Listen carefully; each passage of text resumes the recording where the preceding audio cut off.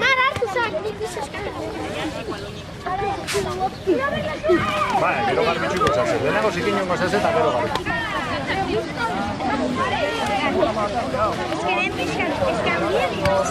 Plazaratu nahi ginen edo bizitzeko beste modu batzu badaudela, etxeak eraikitzeko beste modu batzu badaudela, eta bueno, agian guk asko ikasteko dakaula, munduan dauden desoreka horiek berdintzeko, ez da nahiko haiei laguntzea, ez? Gure bizimoduari eta gure egunerokotasunari hausnarketa egin behar diogula, eta horren aurrean aldaketak edo alternatiba batzuk planteatu. Abiatu geha umiakin, lurrakin eraikitzen ari geha, ez?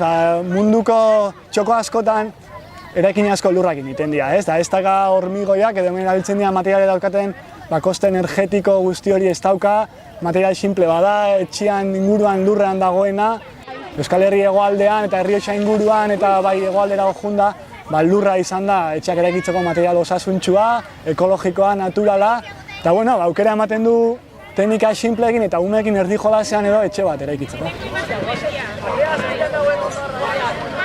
Senegaleko barrualdeko, hango tribu edo mendialdeko herrisketan dauden etxe tipoa bezala da, ez? Borobila izango da, pareta dana lurrez egindakoa izango eta gero edukiko du adarrakin eta lastoakin da egindako teliatu bat.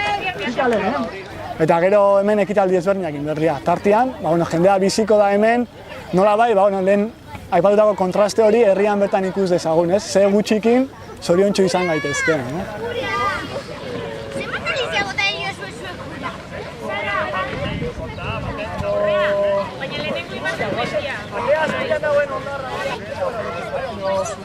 lehenengo